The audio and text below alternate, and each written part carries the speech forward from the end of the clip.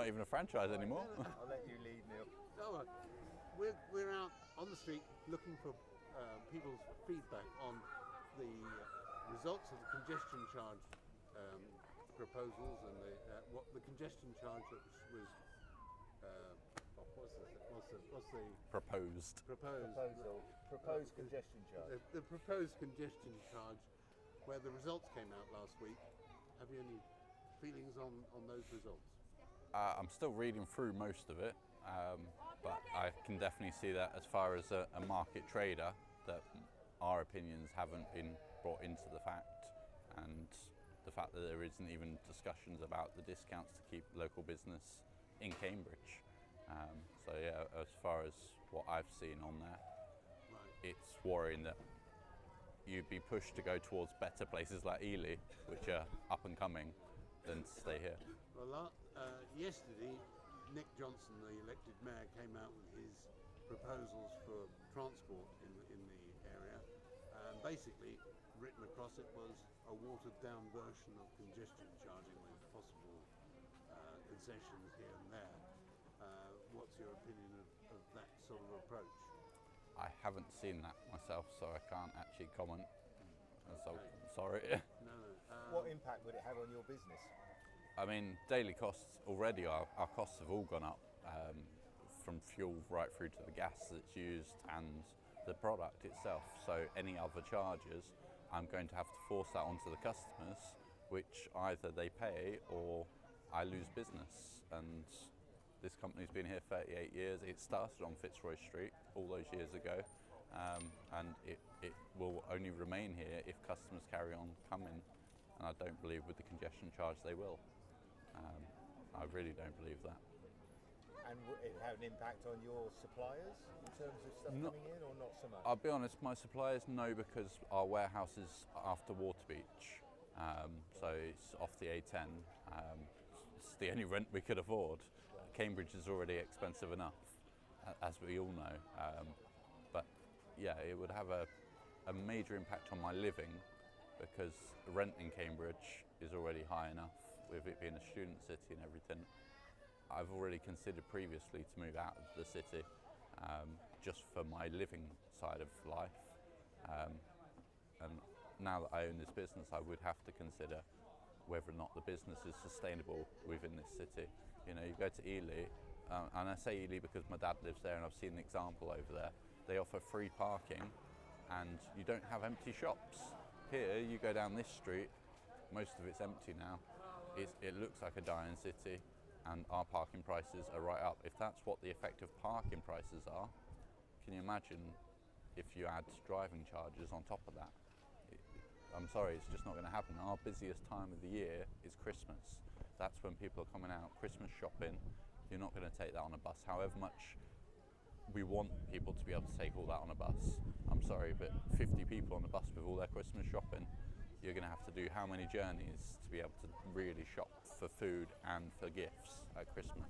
They're not coming to Cambridge. They're going to go towards places like Harlow and towards Essex, everywhere but here, if it's going to cost them money to come here. And that's my trade gone at Christmas. Literally, this company, I'll be fully honest with you, we break even all year round until the Christmas season. That's where we make our profit, so then we can continue year after year.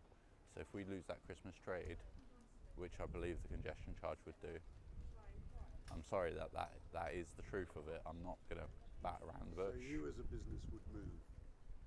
Quite potentially. Everything is better elsewhere at that point, because living is cheaper, like rent, if driving is cheaper. I mean, I don't drive because I want to drive. I cycled until I was 27. I learnt to drive at 27. It's not about wanting to drive, it was the need to drive for work purposes. And there's been no question about how do you get this hot sausage wagon, which must not be left on the street by city council rules. So I can't leave this here overnight. This must go off the street every night. You can't put this on a bus.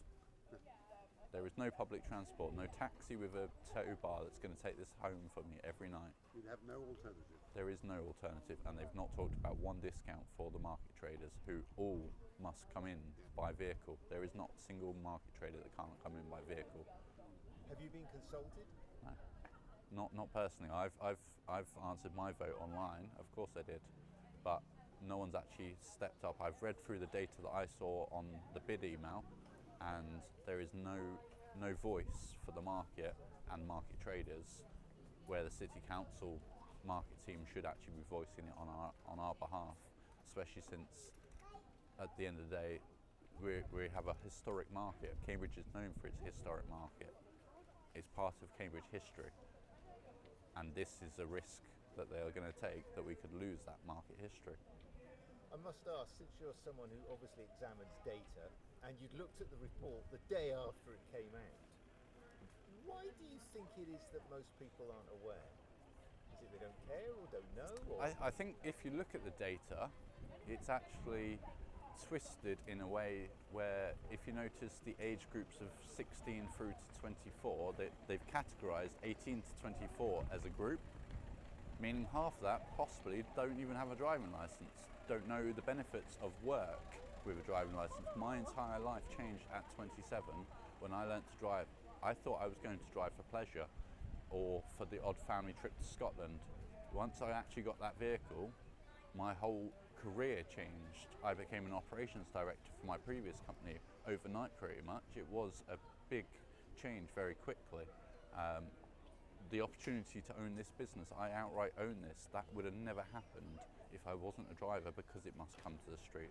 I also worked in property as a property maintenance manager.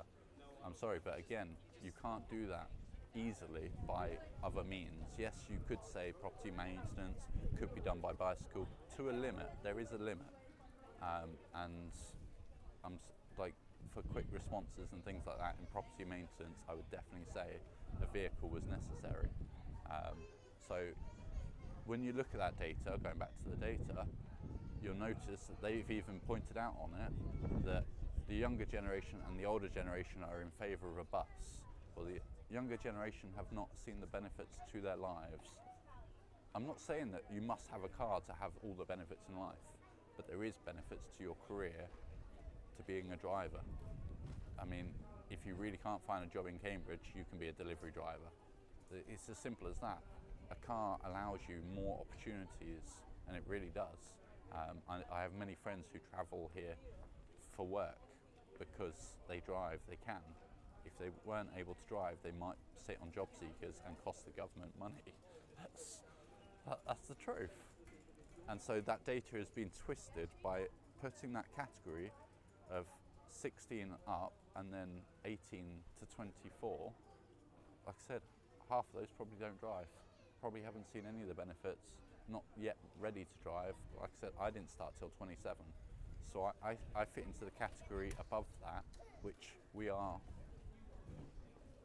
solely against. I mean, what was it, 45% if I remember correctly? I did read it last night, so it was a bit 58% against. Overall, but for my 49. for my age category, I believe it might have been 45, because the next one up was 50. I remember that at least. And so yeah, I'd say the data is ski-whiff in the fact of the age groups, the way they've broken it down, and of course they're pushing to show that the younger generation want this eco-friendly. No, you're showing that the younger generation are not yet educated.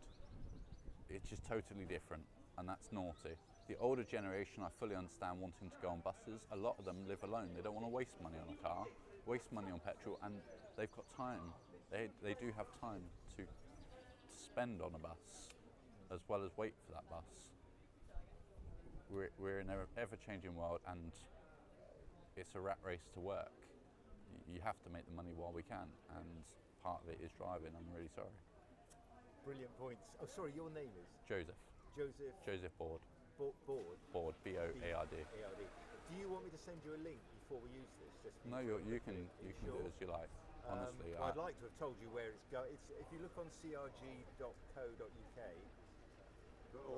.org.uk, we'll be posting it there. But I'll be happy to get your approval before I post it, if you can give me an email address. Yeah, I can give you my email. No worries. Give me your email, and then just want to make sure you're not.